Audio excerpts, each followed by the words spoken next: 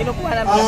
Nalipay ko kay maskin nga nagkagabi, nagkalalong ang gabi, mas nagkadaghan ta dire. Sa Tagalog, habang lumalalim ang gabi, dumarami ang mga kasama natin dito sa EDSA.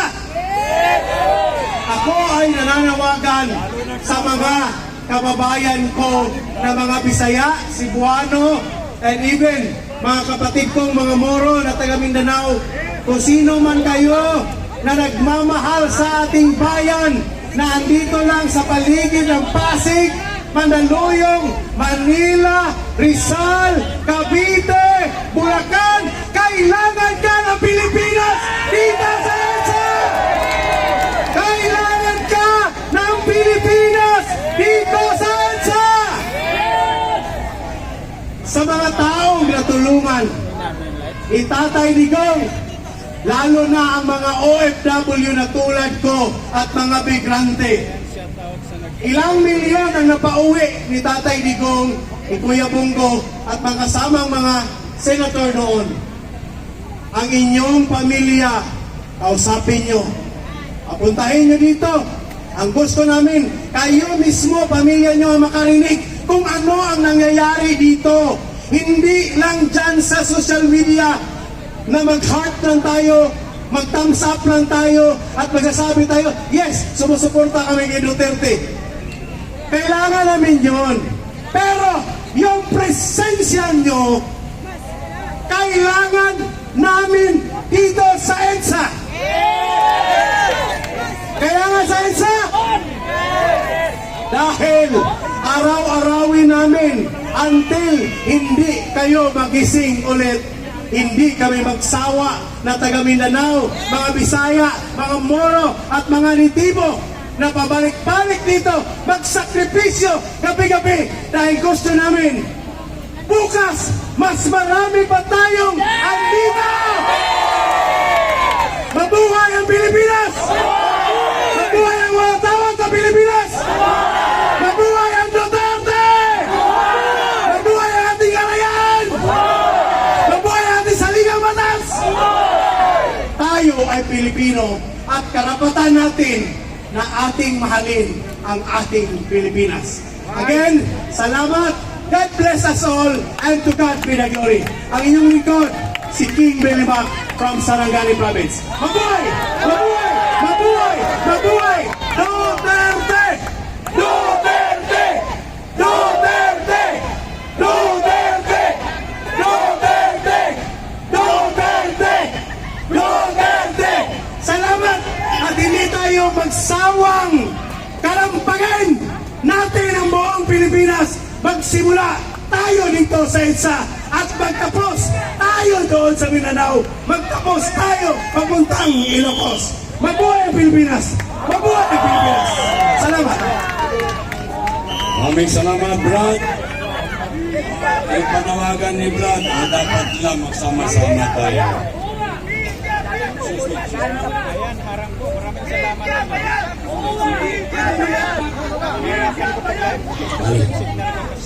At tapusin lang muna natin ito, kadali. Ha? Makapaghintay ka o hindi? O sige, habang naghihintay tayo ng napakalaking stage. Yung homemade na stage. Initiative ng mga kababayan natin na nagmamalasakit sa atin.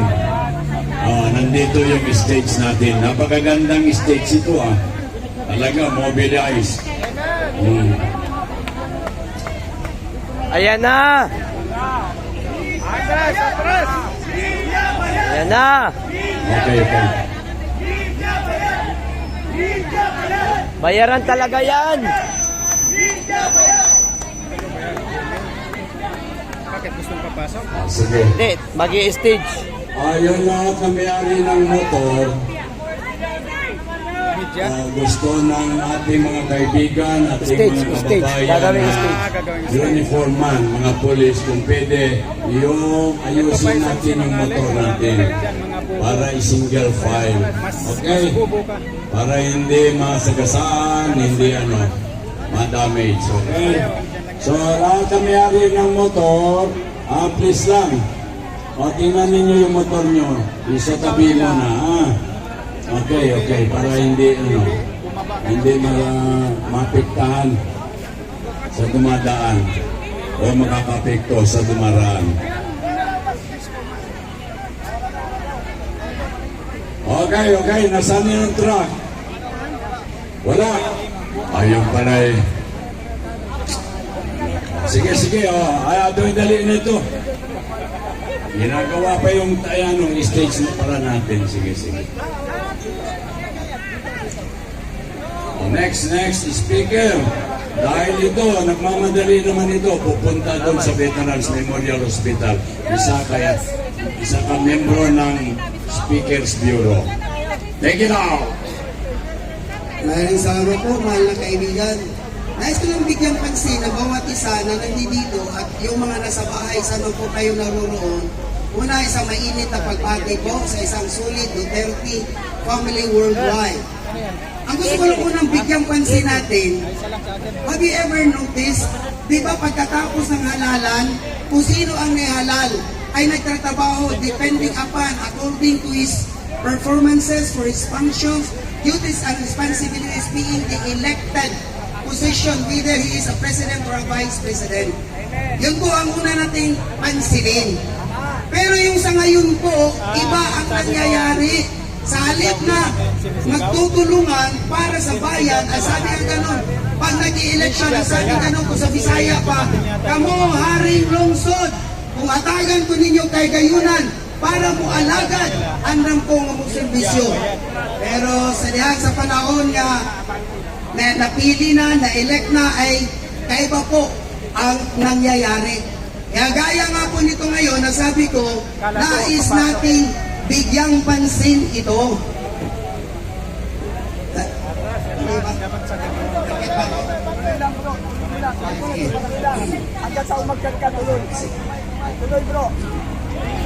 Una ko pong pansinin, nating pansinin lahat.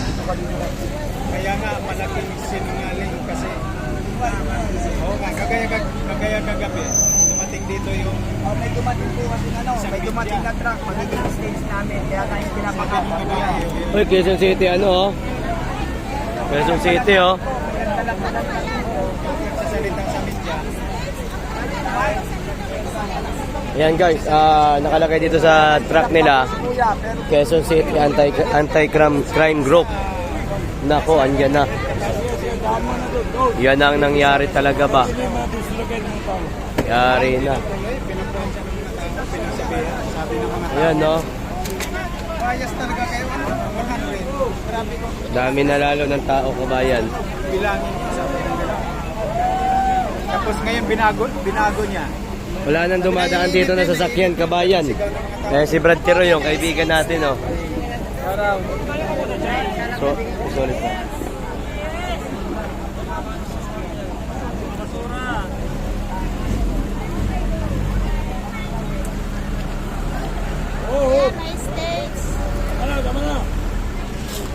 Yan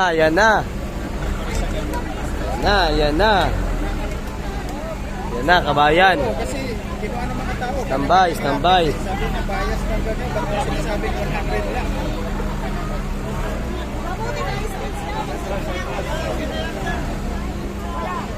Kaya pag may dumating dito ng mga Wala na, puno na. mga JDS,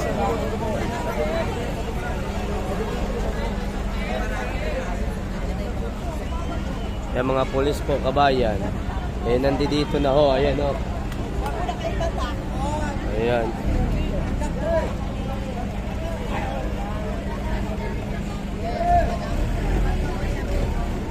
Hello? Hello. Hello.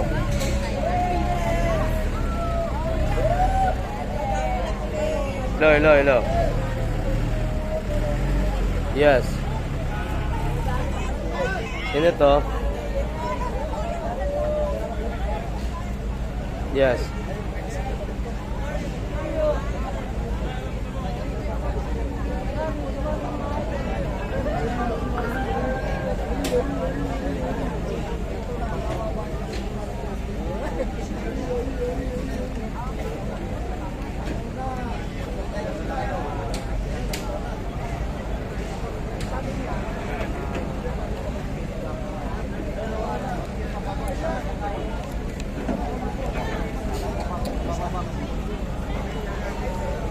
Ayan na, puno na yung tao. Ayan dito na sa kalsada.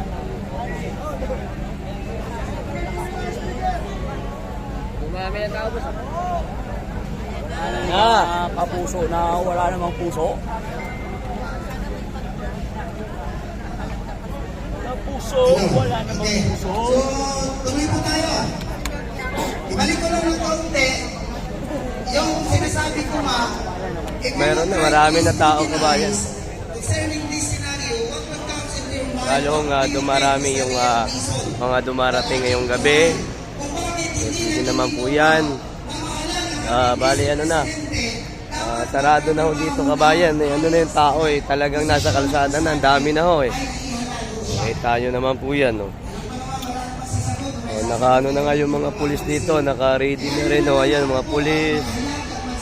Ito, actually marami to. Yung iba dito natutulog. Ano po yan? No? May marami po yan. Lote. Marami yan. Kala nyo lang walang tao dito. Maraming tao dito. Lote. Pagod na nga yung iba dito, mga kaibigan natin eh. Marami ho yan. Nakala nyo. Ayan o. Kakayanin. Kita nyo naman guys. Ito po, para ho maipakita ho namin ang sitwasyon ho dito. Simula ho dito sa dulo mga kaibigan. May mga natutulog po dito. Hanggang dito na po sa gilid. Ayan, dito. Mayroon na ho ditong nagsipagigaan. So, para ho makita ho ninyo ang sitwasyon ho dito. Ayan, sabi kasi ng iba, kunti daw. Yung iba kasi talagang pagod na yan kasi nga, simula ilang araw na ho yan sila dito. Akala nyo ano? Para at least maipakita ko sa inyo na ang dami na po ng tao dito. Ayan mga kapatid natin na Muslim. Punong-puno. Marami ito, akala nyo lang. Akala nyo lang, hindi pa nagtatayuan yan. Ang dami na dito. Akala nyo ano? Kita nyo na. Dito tayo, ayan pa sinong nagsasabing kunti? Supalpal ko sa'yo. Pakita ko sa'yo. Okay, gusto nyo po malaman? Ayan na. Bakit hindi nagiging normal? Una. Kala nyo dami, Kasi di ba? ito, basahin nyo na lang. Ano yung nababasa nyo? Hindi, para Ayan mo na, unahin makita yung natin. maraming tao eh. Tingnan natin, magkano ang budget sa tinatawag na Dami yan, flood kala nyo control lang. project. Nababanggit na yan. Magkano yun? 550 billion pesos. Around 1.4 billion daily budget. Ay, Pero boy. nung na-interview ko yung presidente, ano ang sinabi? Huwag na kayo mag-anak ng flood control project. Yung Bicol, halos bubong na lahat yung nakikita. Salamat, ma'am. Eh, Thank you po. tinanong, bakit bumaha na ganito? Nasaan napunta ang flood control project? Gaano kasimple sinagot? Ay wala, binangga ng barko, huwag na kayong maghanap. Salip na sa drainage system, yun yung una. Pangalawa, asan yung pinagbintahan ng ginto na gold reserve? Alam nyo magkano yun? 129 billion na naman. Billion ang pinag-uusapan nito. Pero, inimbestigahan ba siya? Alas kami umulit. Yun, pangalawa. Pangatlo, sa PDIC, 4:30 na tulog. 117 Alas 7 billion nagising. pesos. Ilang oras lang, dalawa. Pang-apat, yung sa Maharlika, Almost lang tatlo. 250 billion pesos. Ang mausapin dito ay puro bilyones. Yung inutang naman sa 2024, hindi ko lang nakaligtaan kung 246 Dami pala trillion dyan, no, bro? o 0.2 ito. Pero, salip na siya ang managot dito, walang nagtatanong. Kaya, unang rason, bakit gusto nilang Idol Hindi na. makapag-function ang VP Sara natin. Bago ko po muna sige, sagutin ko na muna. Ang dami, Una, ang dami ng tao. dahil pag anong tawag Marami. yan? Sigurado. Pag nagnakaw ka, hahabulin ka talaga. Kasi siya ang presidente, kilala niya ang tinatawag natin dito na isang tao na kung saan yung transparency ay mahayag at makikita at yung integrity ng ating VP Sara, hindi yan papayag Dami na nga. pira natin ay lulusayin dahil Dami alam mga nila kasama natin. na magiging presidente Kala nyo lang konti, ang VP ang Sara. dami. Kaya takot sila Sabi ko sa inyo, ang dami, di ba? na magiging presidente dahil Oh, sino nasabing konti? Igagala ko yan po kayo. Kaya sabi. Oh. napansin niyo po yun? Yan yung Yan, isa oh. ng rason.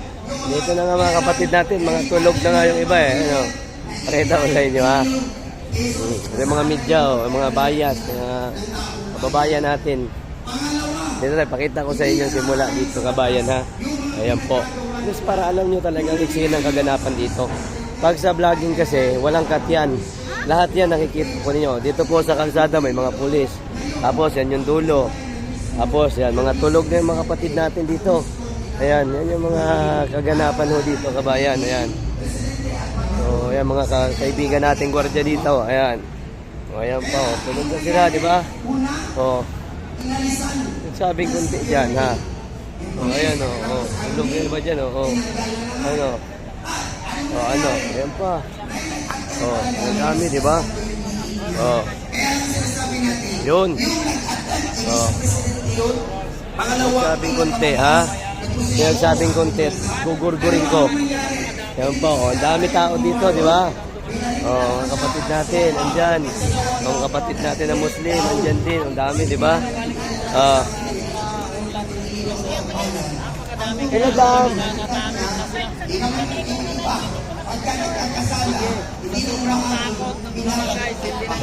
kaya yun yung pinakaunang rason. Pangalawa yun, una pagmalan, tinanggalan ng police, sport, at yun nga, tumaalisyo kaya ako tayo nandito dito sa mga nangyari sa kaganapan na ito.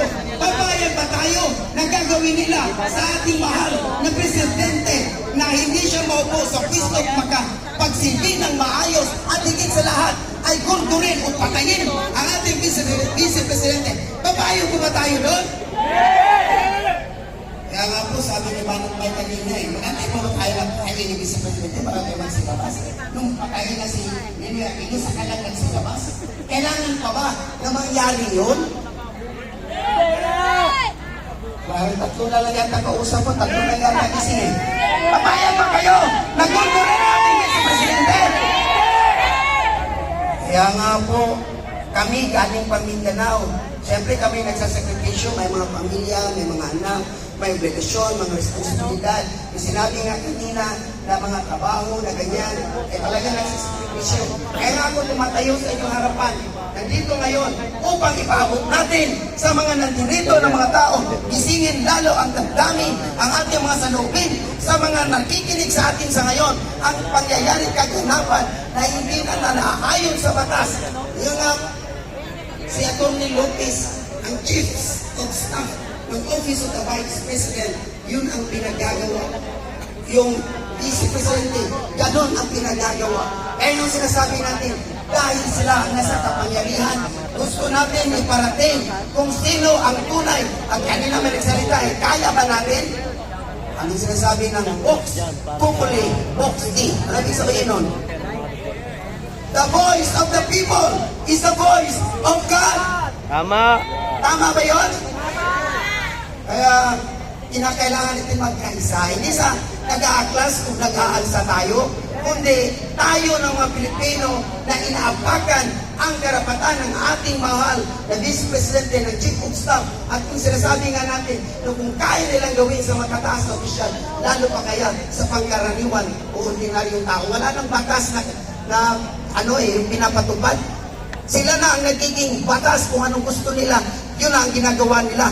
Sino ba ang magre-react? Sino ba ang tunay na lingkod dito?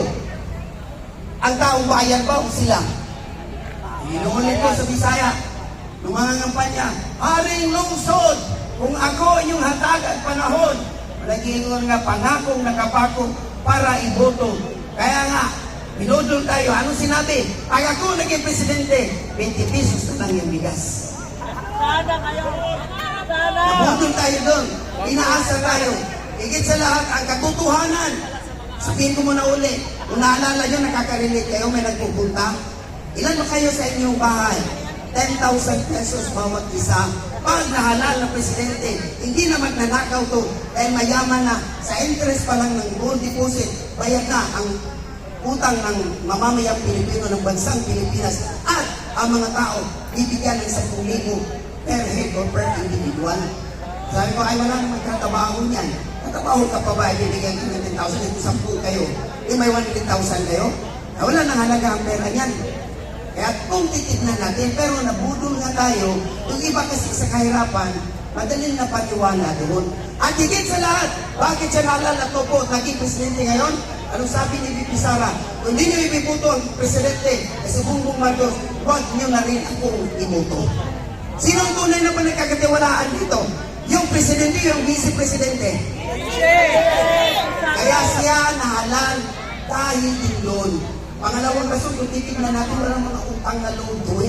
Kaya nga siya ng posisyon, naging presidente, dapat hindi niya kakantihin ang vice-presidente kasi hindi siya maging presidente kung hindi dahil sa ating mahal na Inday Sara. Totoo hindi? Marinig ko na lang yung doon, wala na sumasagot. Hindi na ba kayo nagkikinig dyan?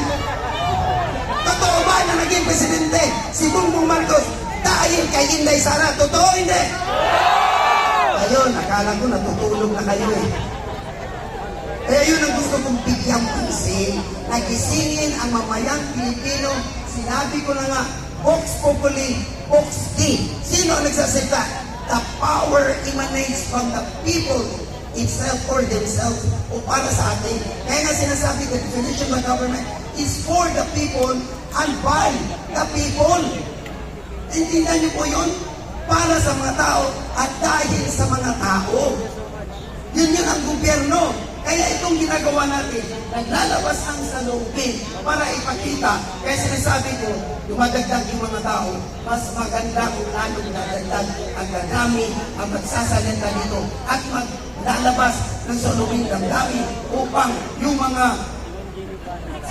hinayupak na yan, pinag-aabuso tayo at pinagnanakaw yung mga pera natin. Kaya yung ngayon sinabi kong unang rason, kaya ayaw nilang paupuin na magiging presidente. Takot sila sa 2018 election. Iniimpit, sinatanggal. At higit sila ginugurgur dahil alam nila, hahabulin sila.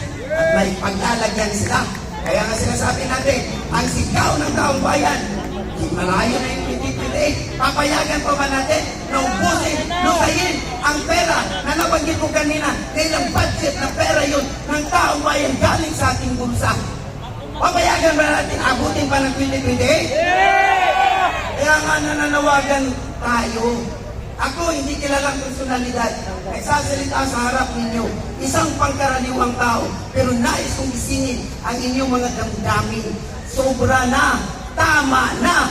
Palitan na. Gawin na. Presidente, si VP, Inday Sara. Ngayon na. Hindi ba na naman ulit? Gusto niyo bang maging presidente ang ating VP presidente na? Bakit ayaw nating patuloy na lustayin, pag nakawin, yung sinasabi ho, ang pera ng taong bayan? Kung titingnan nga yung police, the civilian is over and above and they are supreme because the civilians are the one. It is where the wages came from. Bakit sila sumasahod? To protect the lives and properties. Ganun din sa mga sundalo. Kaya nga nananawa nanawagan ako mga sundalo, mga pulis, armed forces, kasama na yung Air Force, yung Navy, the 4 branches of the AFP. Tingnan nyo nangyayari sa ating bayan. Hindi kayo nanumpa sa isang tao, kundi sa bansang Pilipinas. Kami ay nandito dahil mahal namin ang mamamayang Pilipino sa Luzon, sa Visayas, sa Mindanao. Kung kami nagsasakripisyo, kung kayo na mga pwede at mga pagkantigan, walang dahilan para manatili kayo sa inyong bahay. You must be involved. Pumunta na kayo dito, pagtipon, para iparating natin sa nanunungkulan ngayon na buwaya ng pinangalanan niya si Lolo. Pinagsasakmal yung ating perang kaban ng bayan. Sa mga walang dito, tawag ko nga sila yung PBN. Buwayang bagong Maninila. Ano yung patili niya? PBN. May kinusang pa yung marunok. Hindi. Ano yung pinagay ko? Kinamkam ang pera ng bayan, kaya kailangan silang lipunin. So, hindi ko na ganong pahabain. At least yun ang tinitingnan natin ang mga punto doon. Bakit hindi nakafunction ng normal na pagkatapos ng eleksyon sana ay ganito na nangyayari. At least na iparating ko na sa inyo ang mga bagay nito. Marami pang sasabihin, yung mga pang-aabuso nila. Lahat na, higit sa lahat, yung droga. At dito po ako magtatapos.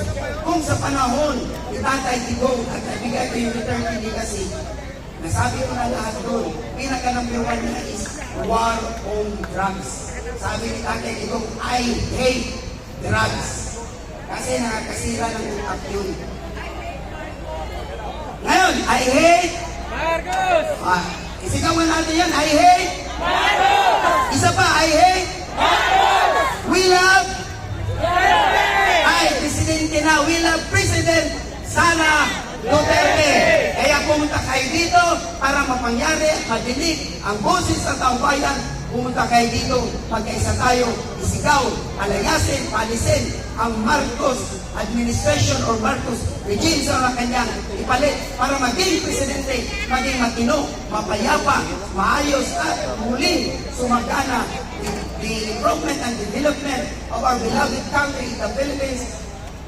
Tatay Digong and Bibi Sara are known for the service that they ever rendered in the Cebu City. That's why the Cebu City, Davao City is one of the most peaceful city to ever live. Ganon din ang mangyari sa ating bansang Pilipinas. Kaya bago ako magtatapos, isigaw natin na pumunta ang mga taong bayan dito. Bakit? Dahil gusto natin na maupuna ang tunay na may kakayahan. Kaya pabor, hindi yung walang moral ascendancy, hindi yung walang kakayahan na pagkinanong, anong gagawin natin, mahal na Presidente?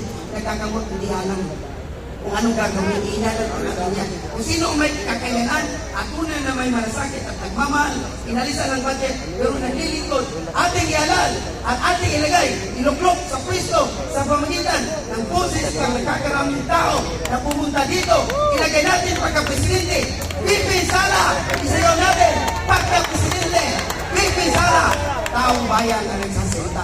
Hindi ba po ito ang boses ng sulit ng Philippine Family Worldwide? Inasahan namin bukas, higit ang lalo na namin ang talagsa. Actually, may taga-Cebu, dumating na sa Mindula, meron doon sa veterans, meron din po dito. Meron doon sa Malacanang. Okay po, sa last po, sigaw natin, Duterte! Duterte! Duterte! Duterte! Sino ba yung Duterte na yan? Sinisigaw natin. Bibi Sara! Bibi Sara! Bibi Sara! Presidente Sara! Now na! Okay po. So, maraming salamat po. At naway, nabuksan ko at nagkatagpo ang inyong puso't damdamin para mag-isa ang sambayan ng Pilipino. Ayaw po magtipid-tipon upang iparating sa pinukulan at nasa panunukulan sa pamanaan. Maraming salamat po. God bless at magandang umaga sa inyong lahat. Ulitin ko mga kababayan, kanina sinabi ko meron tayong ground rules. Hindi tayo nasa kongreso.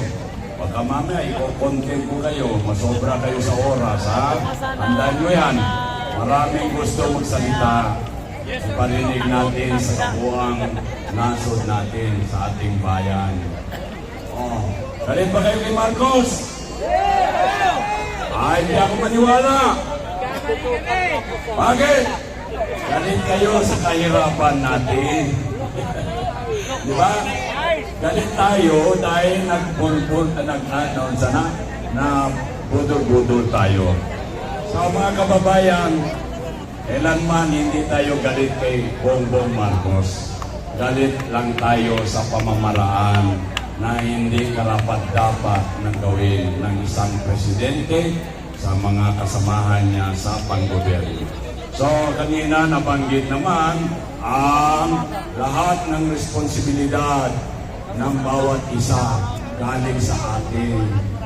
Kung meron mang makasolbar sa ating problema ngayon, hindi na si Bongbong, hindi naman si Romualdez, hindi naman si Lisa, hindi na kailangan na iparinig sa kanila. Ang kailangan na gawin natin, mga kababayan ko, kikilos tayo. Tayo lahat magsama-sama. Hindi naman tayo, anong tawag mo dito, mga buta o blind o walang bulag o hindi makarinig. Nakikita na natin ang sitwasyon, naririnig naman natin. So, umpisahan natin ang pagbabago galing sa atin. Okay? So, para marating natin yung gusto natin, yung pangarap natin. So, the next speaker, ang ating matinding Manong Roy. Okay, thank you kapatid. Thank you Master of Ceremonies. Magandang gabi sa ating lahat! Isa pa. Magandang gabi sa ating lahat! It is now 11:20 ng gabi. Pinapangako ko sa inyo, 11:30 tapos na ako. Mr. Master. Naimbag, karabi tayo amin!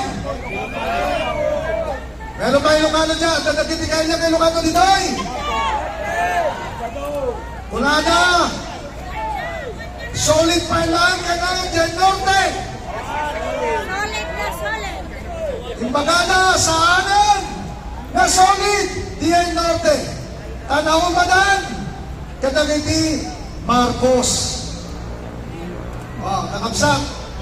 Mga kapatid, yan ang patunay na wala na yung sinasabi nilang Solid North sapagkat andito ang inyong kapatid, isang Ilocano, umaharap sa inyo, nagsasalita upang ipagtanggol ang ating minamahal na Vice President Inday Sara Duterte. Isang sigaw, Duterte! Duterte! Duterte! Duterte! Duterte! Very good, thank you. Alam niyo mga kasama, mga kapatid, kagabi pa kami dito. Yung mga newcomers. Tandaan niyo kung andito kayo ngayon, bukas andito kayo ulit. Sapagkat kami, andito kagabi. Walang uwian. Andito na naman kami ngayong gabi. Sino yung mga kasama ko kagabi dito? Yan. Yan ang mga magigiting na Pilipino na nagsasakripisyo ng kanilang pagod, oras, at pawis. Bakit? Sapagkat may pagmamahal sila sa bayan. There is fervor of patriotism inside their very hearts. Meron yan. Kaya mga pakiusap ko, mga kapatid, inumpisahan natin ito. Tatapusin natin ito, walang uwian. Umuwi lang kayo, magbihis, maligo, maligtin kayo, kagaya ng ginawa namin. Okay? Ngayon mga kapatid, alam nyo kagabi, andito na po ang ating mga kapatid natulog. Andito sila sa may likuran ng truck. Andito sila. Hindi sila umalis, hindi sila umuwi. Sapagkat iisa ang kanilang atikain at yung pakita ang kanilang pagmamahal sa bayan, lalong-lalo na kay Inday Sara Duterte. Palakpakan natin ang mga kapatid na ito, mga kapatid. Malakas na palakpak! Maraming salamat sa inyo. Ako'y naantig ang aking puso nang makita ko kayo ngayong gabi kasi kagabi iniwanan ko kayo ng alas 2 na madaling araw. Pagbalik ko kanina, andito pa rin kayo. Maraming salamat. Alam ko, hindi bulag, hindi bingi si Inday Sara Duterte. Alam niya ang sakripisyo ninyo. Tatandaan niya yan! Ibabalik niya yan! Sa pamamagitan ng isang serbisyo, mga puso, mga tao at mga dangal. Yan, si Inday Sara Duterte, mga kapatid. Pangalawa, alam niyo kagabi, madaling araw, buhos ang dating ng mga pagkain, tubig at lahat ng suporta. Kagabi hanggang ngayon, alam nyo na, yan ang isang example ng puso ng Pilipino. Ang mga taong yan, yung mga nagbibigay ng tubig, pagkain, ng anumang tulong, ayaw nilang ipasabi ang kanilang mga pangalan. Ayaw. Sapagkat sila, hindi nila inantala ang kanilang pansariling dangal, kundi ang kauna-unahan sa kanila ay ang pagtulong. Pagtulong sa pagkakaisa ng mamamayang Pilipino upang makamit natin ang ating katarungan para sa ikagaganda ng ating bansa, lalong-lalo na sa ikaliligtas ng ating minamahal na Inday Sara. Mga kapatid, ulitin ko, kagabi nagpasalamat ako sa mga vloggers. Kayo ang nagbibigay buhay sa ating adhikain ngayong gabi. Kaya maraming salamat. Palakpakan natin ang mga vloggers! Isa pa, palakpakan natin! Thank you, vloggers.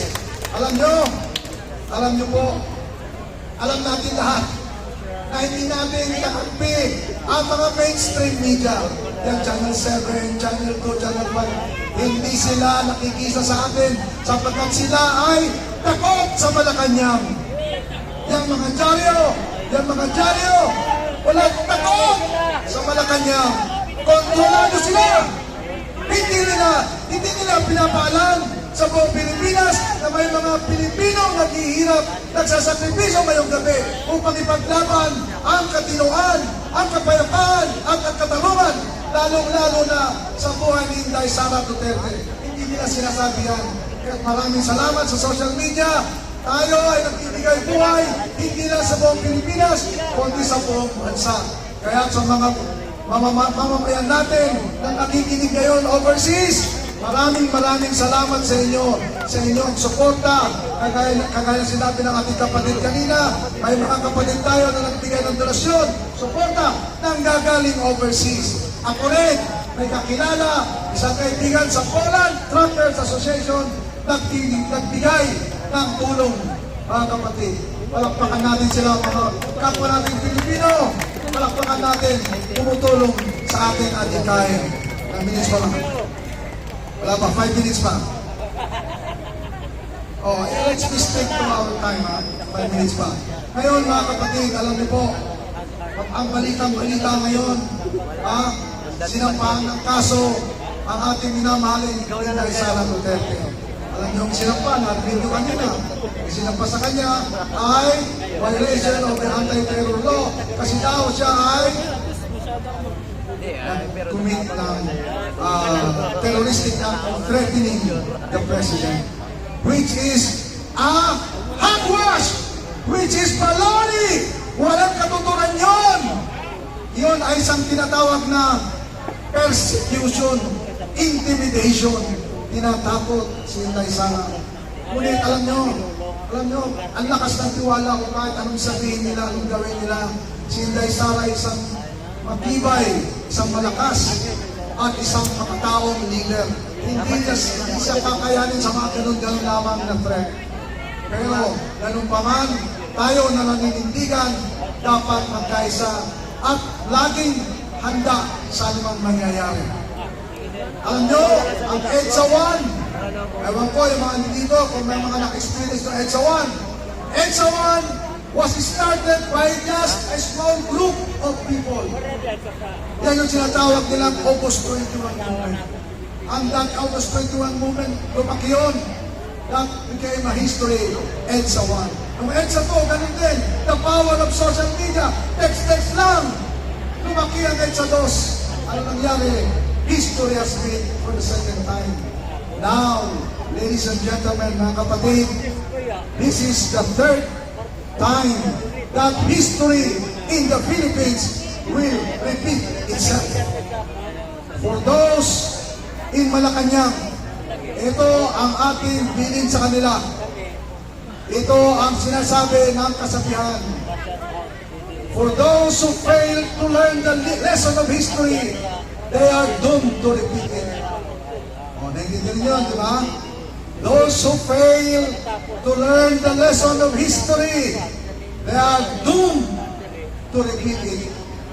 Ibig sabihin, sila, si Bongbong Marcos, pag hindi niya inintindi ang kasaysayan, mauulit at mauulit ang nangyari sa kanyang ama.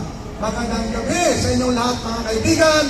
Magkaisa tayo dahil ang usapan, walang uuwian. Walang uuwian. Dito tayo lahat. Tumarami na tayo. Ang dami natin. Thank you very much. Ako nga pala ang inyong Manong Troy. Manong Troy. Okay. Okay. Salamat sa compliment na meron pang 1 minuto na naiwan. Pero tapusin ko yung 1 minuto. Papasalamat tayo. Ulitin natin. Papasalamat natin. O, public service. May napulot na cellphone doon daw sa gilid. O, dito. Cellphone. Lost and found. Dito. Gusto niya nawawala. O, dito. Ibigay natin dito sa ating Marshall. Dito ay nawawala. Maraming salamat. Meron cellphone dito. Sino may-ari ng cellphone? Yung pangalan niya. Okay. Bago natin isunod ang isang speaker natin ang magsasalita, isang dating kapitan ito. Kapitan sa galing pa ito sa Samar. 3 gabi na walang tulog. Pero huwag kang mag-alala. Marami pa ang kasamahan natin din na walang tulog, walang rest, walang descanso, na galing din sa Mindanao, galing din sa Visayas, galing din sa Solid North na nasabi ni Manong Troy, kasama yung kapatid ninyo na isang Ilocano na kapag-asawa lamang sa taga Davao del Norte. Sa Ilocano ako, tama yung sinabi ni Manong Troy. Kaya karamihan ngayon sa Ilocano ang nagsilipatan sa kay Duterte dahil sa kasinungalingan ng isang Ilocano na ating Presidente Bongbong Marcos. Kaya mga kababayan,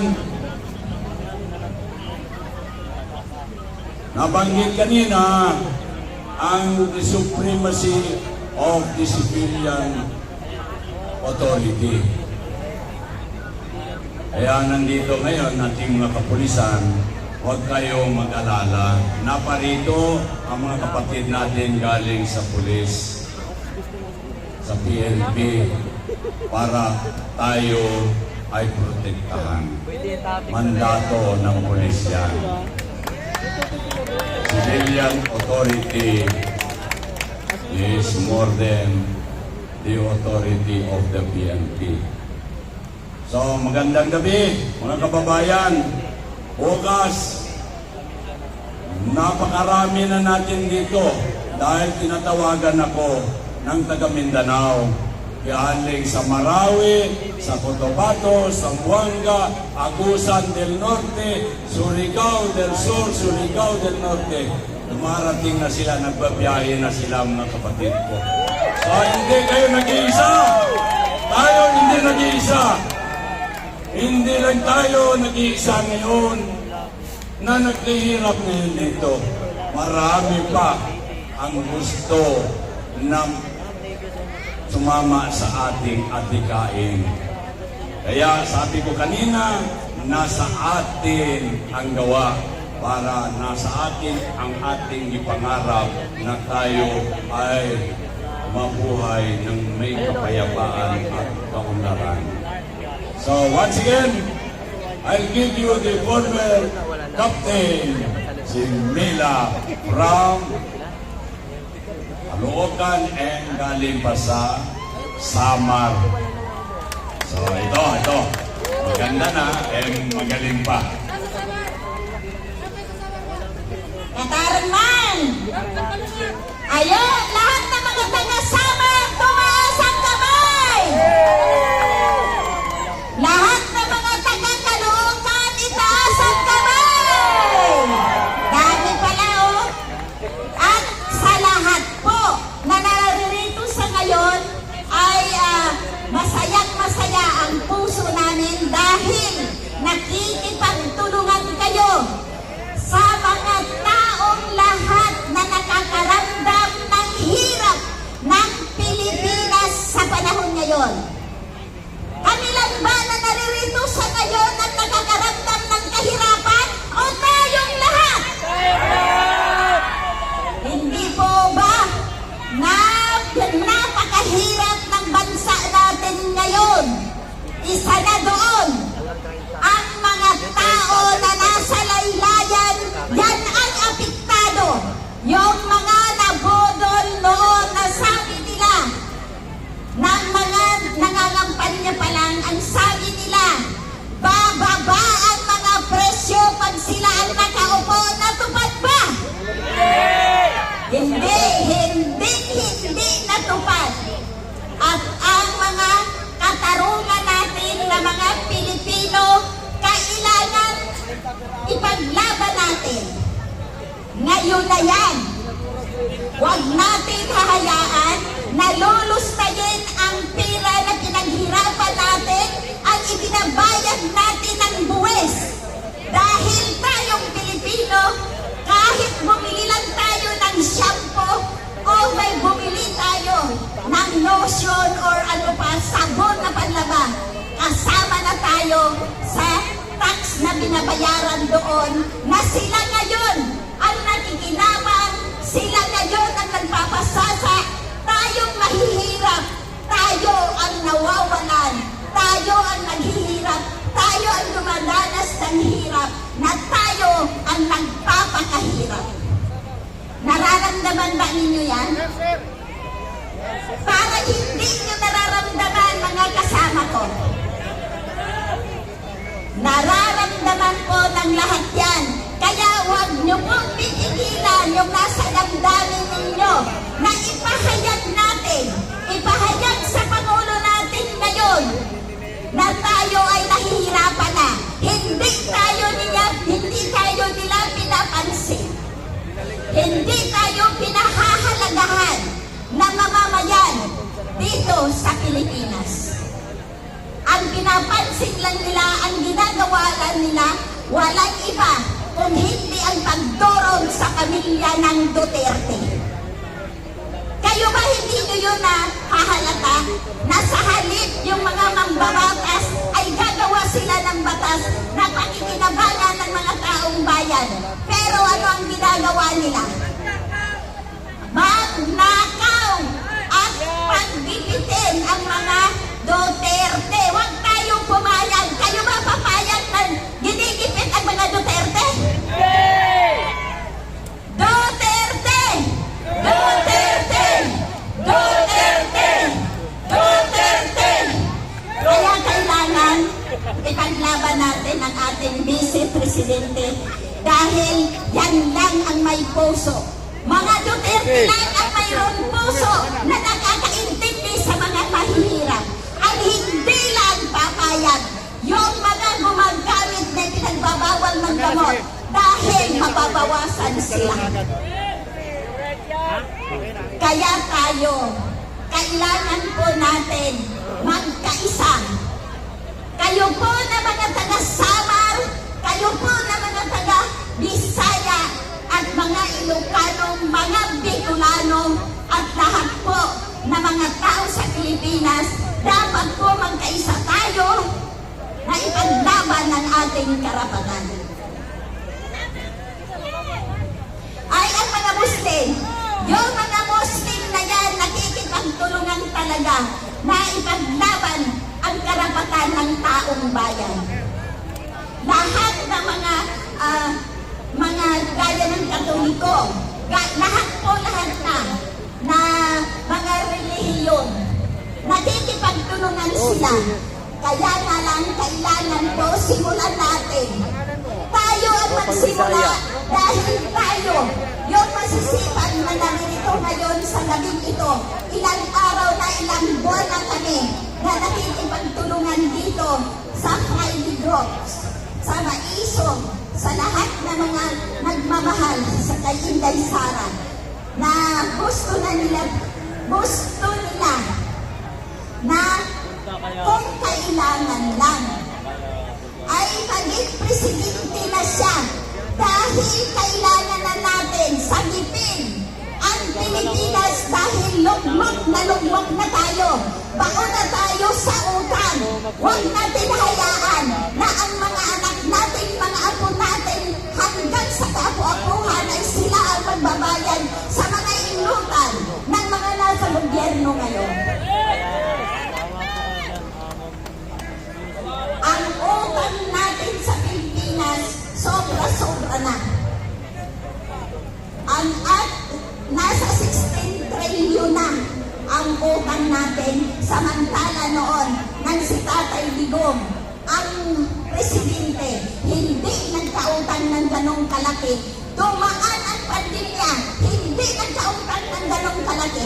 Ngayon, marami ang mga sagunan na dumaan. Pero, wala silang ginagawa kung hindi. Sasabihin lang, saka na lang. Saka na lang daw dahil mayroon pa naman ibang sakuna na darating. Hindi natin pwede ipagawa dahil masisira lang. Kayo ba? Ikaw ang pinuno, ikaw ang tatay ng Pilipinas, isasagot mo ba yun sa mga anak mo? Nasaka na lang.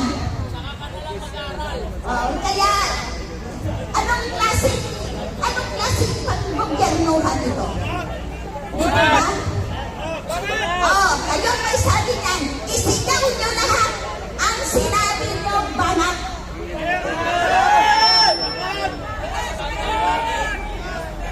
Hindi lang po tayo ang nagsasabi niyan. Marami po ang nagsasabi. Banat na. Pag ikaw ay gumagamit ng gamot, na ba ipinagbabawal ng gamot, wala ka na sa sariling katinuan magpalo at mag-isip. Siguro naman, alam ninyo yan, na pag mayroon kayong anak na nalulun ng ganyan, na ipinagbabawal ng gamot, hindi po ba sakit ng ulo natin, ngayon sa panahon na ito, sino ang gumagamit ng ganon? Baliktad na. Siya ang ama, siya ang problema natin. Di po ba? Kaya huwag natin hahayaan na pamunuan tayo nang hindi matino ang pag-iisip.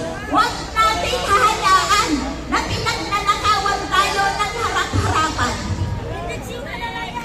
Huwag natin hahayaan na niyuyurakan ang ating karapatan. Karapatan natin, pero hindi sa atin ibinibigay sa ngayon. Dahil pag gusto nila, kung gusto nila ang taong gipitin, gigipitin nila kahit wala sila sa katwiran. Hindi po ba? Damang-dama po nung iba yan. Damang-dama natin lahat yan. Kaya nga lang hindi lang kayo nagsasalita, alam ko. Bakit? Yan ang tanong. Hindi kayo lumalabas sa mga bahay ninyo. Hindi kayo lumalabas sa tahanan ninyo para ibigay ninyo, ilahad ninyo ang damdamin natin mga Pilipino.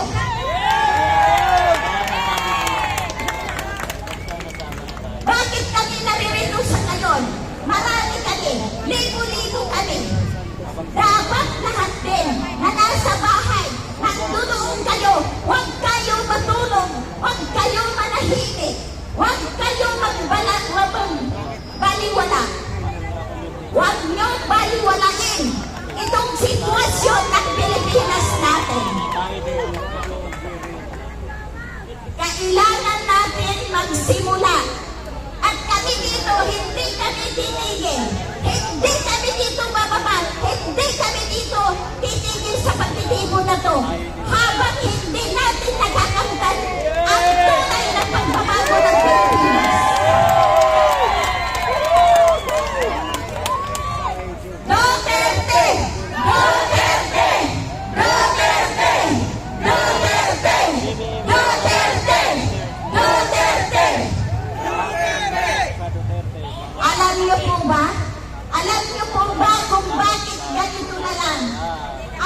Pagsisikap ko na makatulong sa mga grupo ng panig ng Duterte. Bakit po? Dahil po damang-dama ko, Duterte lang ang may puso, Duterte lang ang nakakaunawa sa taong mahihirap. Mapagmahal si Tatay Digong at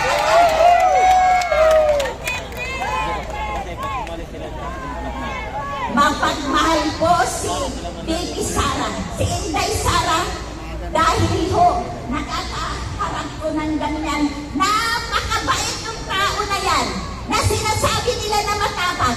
Matapang lang siya dahil nasa katotohanan ang lahat na binabanggit niya. Matapang si Inday Sara dahil po pinagtutulong-tulungan siya. Huwag natin hayaan mag-isa si Baby Sara. Tulungan natin sila. Pag tayo mga Pilipino magkaisa at tayo sa dami-dami nang bumuto sa kanya, ipagtanggol nyo yung ibinuto, yung isinulat nyo sa balutan ninyo. Ipagtanggol natin ngayon sa panahon ngayon ang ating Vice President Sara Duterte.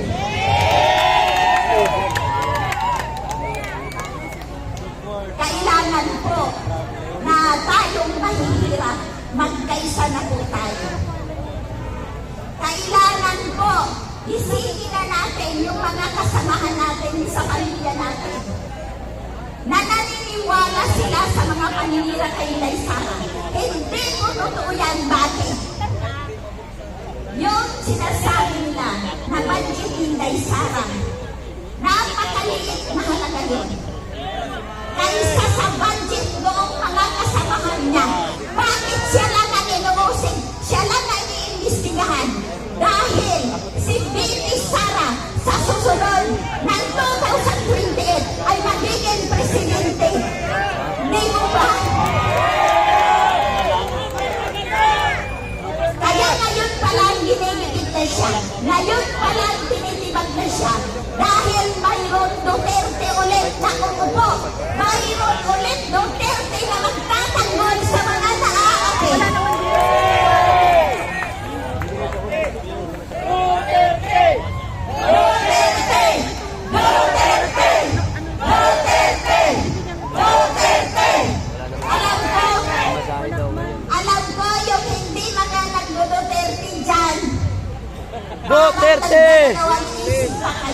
Duterte!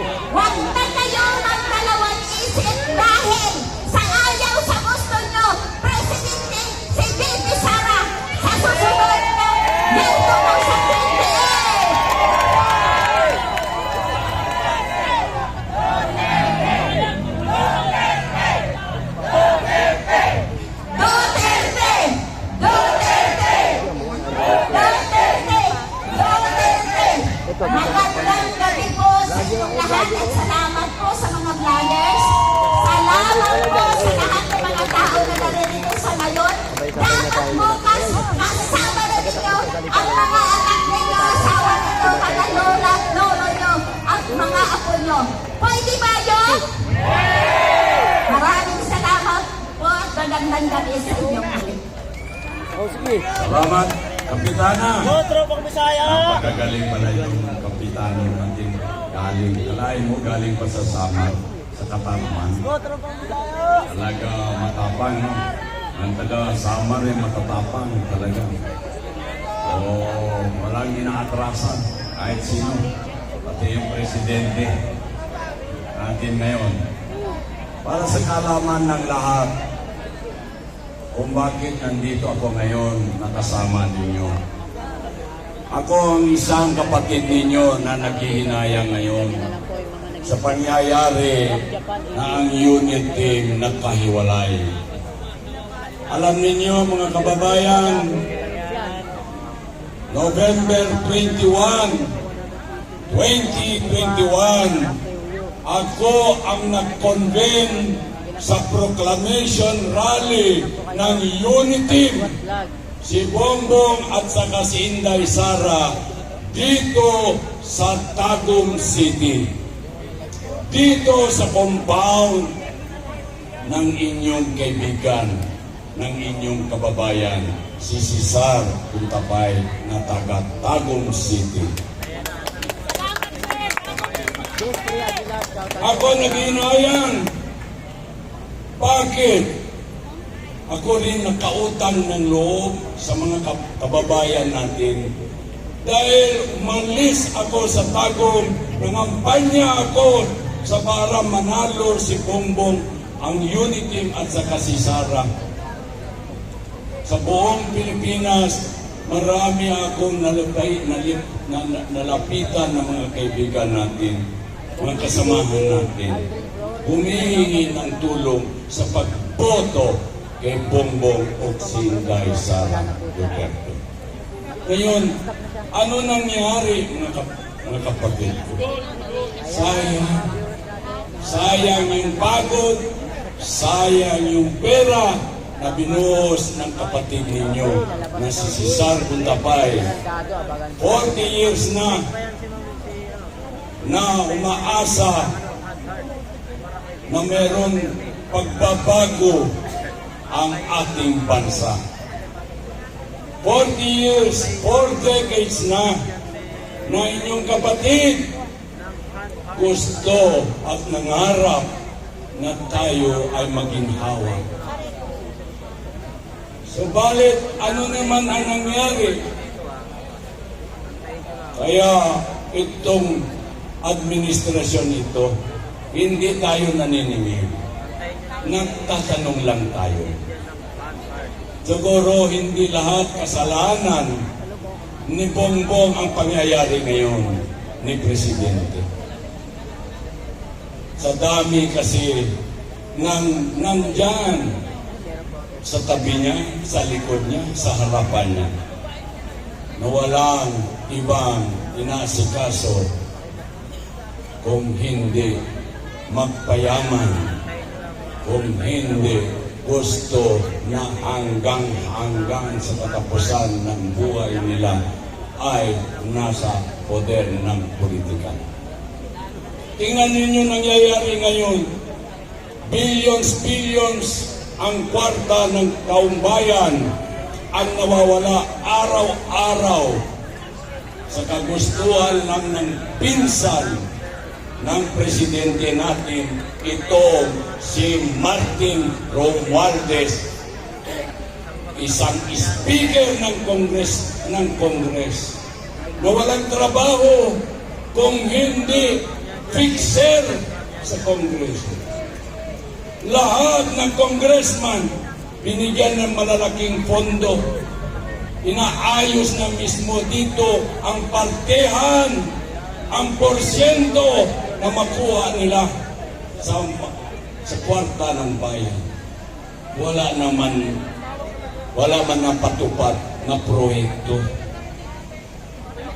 Kita ninyo ang kwarta sa GSIS, kwarta sa SSS, kwarta sa Lambang, kwarta sa Napocor, kwarta sa Pagcor,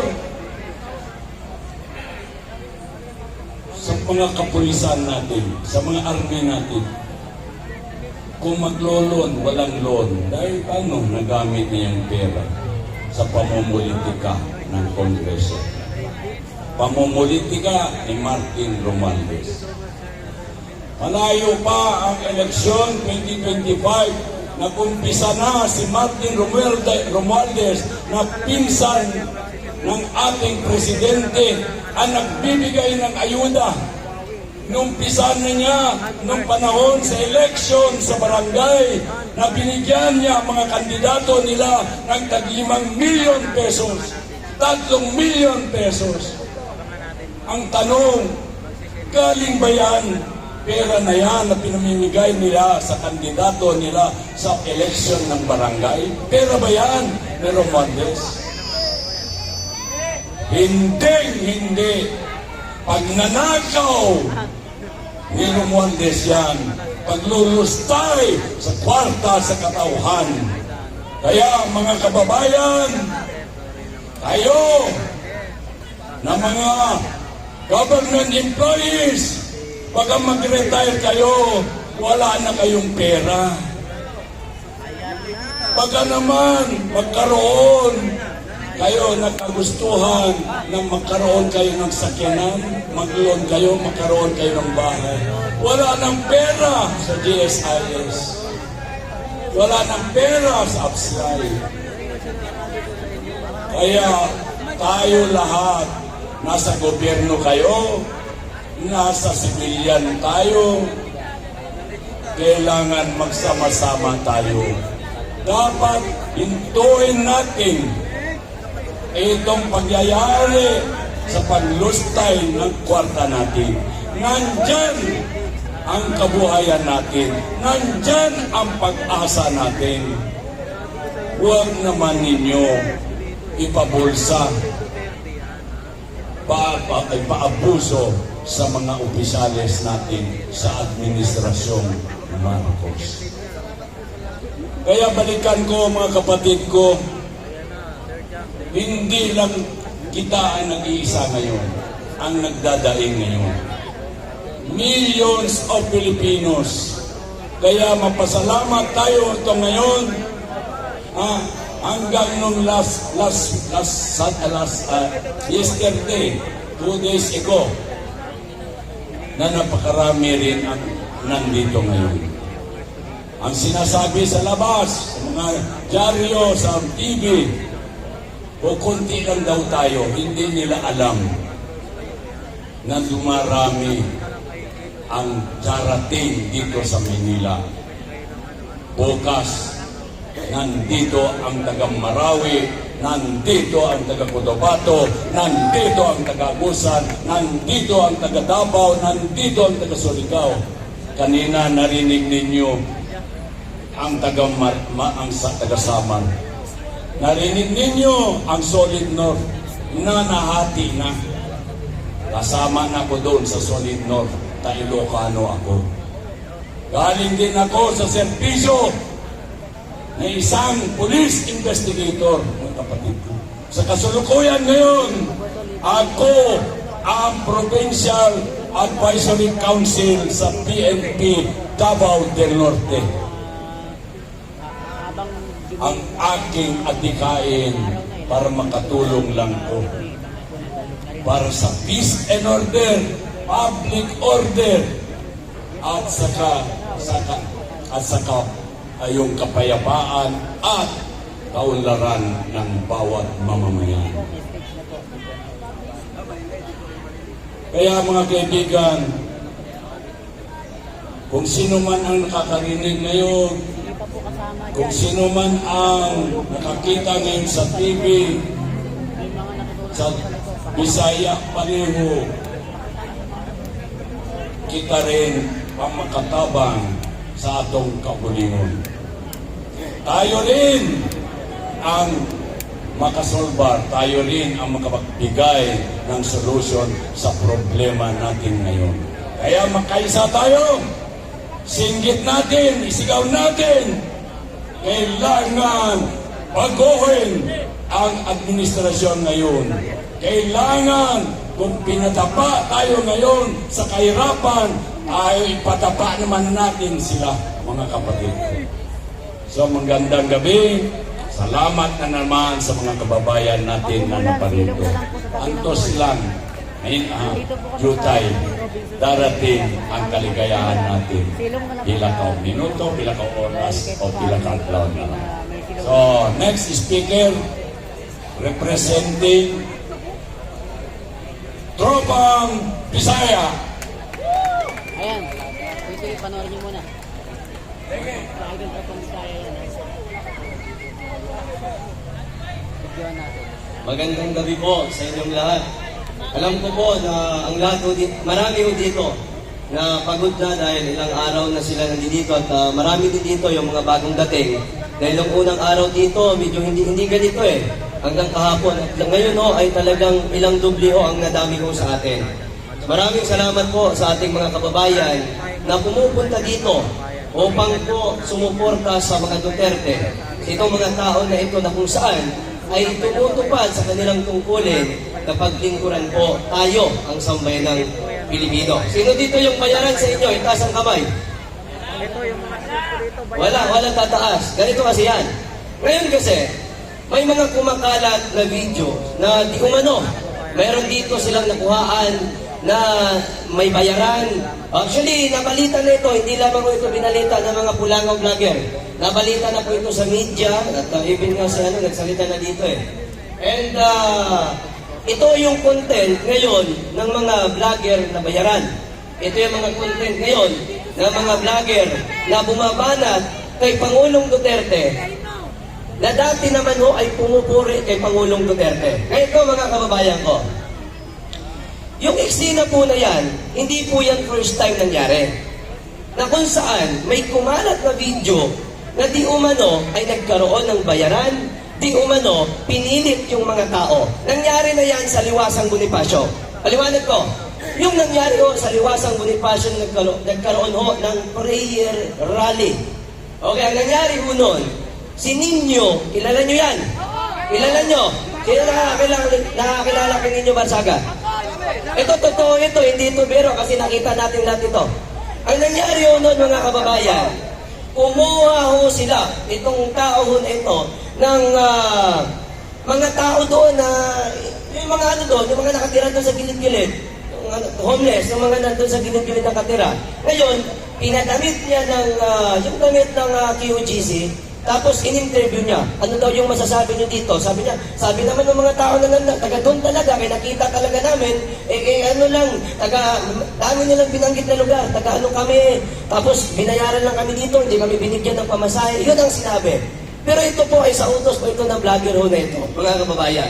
Ngayon nagkabukingan, dahil nakita mismo ang SMNI nag-imbestiga kung sino ito mga personalidad na in-interview ng vlogger na ito na pinapakalat na ito daw di naman mga tao na kanilang in-interview ay mga binayaran. Ang nangyari, nakita namin, nakita ng SMNI na yung mga tao pala na yun ay doon talaga nakatira dyan sa Liwasang Bonifacio. Galit na galit yung mga tao na yon. Dahil ang sabi ko nila, scripted eh. Yun daw yung sabihin nila, yung sinabi mismo ng vlogger. Na di naman, binayaran sila. Kaya galit na galit yung ano eh. Galit na galit yung mga tao doon. Sabi nga, pag makita namin niya, huwag talaga siya magpapakita sa amin. Kasi for the 100 pesos, yun ang gusto niyang sabihin ho namin, scripted ho yun mga kababayan. Again, yun nangyari ho dito, hindi yan first time. Kaya huwag na ho kayong magtaka. Kaya nga po mga kababayan, anytime, pwede nilang gawin yan dito para siraan ho ang mga pumupunta dito at siraan mga kababayan na yung mga pumupunta dito ay mga binabayaran di umano. Ito yung pinapangalan ng mga vlogger ho, ng mga bayaran vlogger. Okay? Yun yung pinapakalat po nila. Kasi dito, pwede naman sila dito magdala ng tao eh. Diba? Public naman to eh. Pwede naman sila magdala 5 tao, tapos sasabihin, bibigyan kita. Lahat po yan, nangyayari talaga yan. Sa laro po, ng maruming laro po ng ating pong mga kalaban, na pagpos itong mga kalaban po natin ay wala akong iniisip, kundi ang pansariling interes lamang. Marami po, even yung mga kasama ko dati ng mga vlogger, ito yung content na may mga kumakalat, pinapakalat nila, pero sila din yung nagtanim dito. Okay? Sila din po yung nagtanim dito para may mag-content sila, para may masira ho sila sa titipo natin ngayong gabi dito.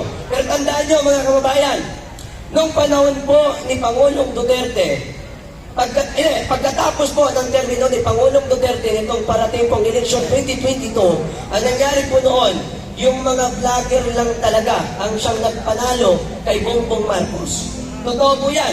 Kaya nga po, pansinin po ninyo datan, wala talagang media bukod sa SMNI na kung saan, mga kababayan, ito lamang yung nag-cover kay Bongbong Marcos sa kanyang hangarin kung ano yung kanyang plataforma para po kapag siya ay nanalo na mga kababayan. Pero sabi ho namin, nandito na tayo sa social media. Kaya natin yan. Kahit yung mga media doon pupunta tapos lahat, yung billion-billion na state tax ho ng mga Marcos, yun yung binabalita palagi ng mga media. Pero sabi namin, kaya natin yan. Sinuportahan po namin si Bongbong Marcos na time. Unang-unang dahilan dahil nga po mga kababayan sa naging katandem nito ni Vice President Sara Duterte. Ang pinakahuli ho nun, sa pamamagitan lamang po ng mga vlogger talaga, kaya po nanalo si President Bangag. Ngayon, ang nangyari mga kababayan, sabi niya nga, yung mga vlogger daw, pagka nanalo sa, yun na yung magkukover eh. Yun yung magkukover sa Malacanang kasi ayaw daw nila sa mga sa mga bias. Yun ang sinasabi ho nila. Eh kami naman sabi nga namin, isusuportahan namin kasi kapag nanalo na ito, kung ano man po ang magiging proyekto ni Bongbong Marcos, ay lahat po yan ay i-cover po namin. Yun po yung naging hangarin po namin. Kaya mga kababayan, kahit po walang media, lahat po ng mga balita, mga kababayan ng mga media, kahit advance sa atin yan, dito sa atin pong ginagawa, marami po dito mga vlogger na mayroong dignidad at hindi po nabibili. Kung noon mga kababayan, na ipanalo sa pamagitan lamang ng pagkalat sa social media, sa pamamagitan ng mga vlogger na ipanalo si Bongbong Marcos, mangyayari din po yan na mga vlogger mismo ang magpapababa din po sa kanya. Sapagkat sa pamamagitan ng mga vlogger, nakikita ng mga tao, nakikita ng sambayanang Pilipino kung ano talaga ang realidad na nangyayari sa ating bansa.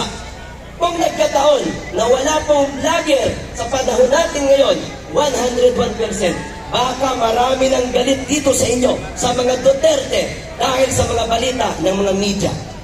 Marami sa mga kamag-anak ko, mga kababayan, nasabi ko nila, ganito ba, nagtatanong ko sila sa akin, kasi nga po, lagi, siyempre, probinsya, limited yung doon, limited doon yung social media, kasi mahina talaga ang signal.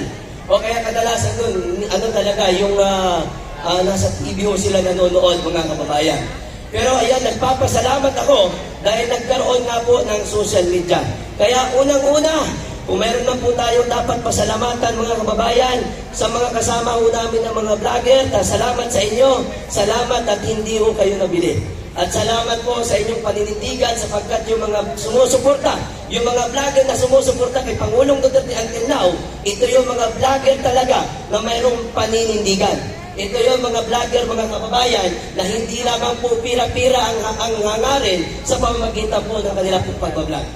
Kaya maraming salamat po sa ating mga OFW, sa ating mga kababayan na nanonood. Marami pa po ang mangyayari, no? Abangan natin. Although ang dulo nito is unpredictable. Pero lahat tayo umaasa na yung dulo nito, Vice President Sara Duterte at magiging Pangulo ng ating bansang Pilipinas. Maraming salamat po. Nagkaalaman na kung sino ay totoong vlogger ngayon na pro Duterte. So maraming salamat Brad, kaibigan at kababayan. Sa Bisaya, papalihog na atong basura. Naglimpyo ta pinagmay ha. So sa ating mga mga kapatid dyan, please lang,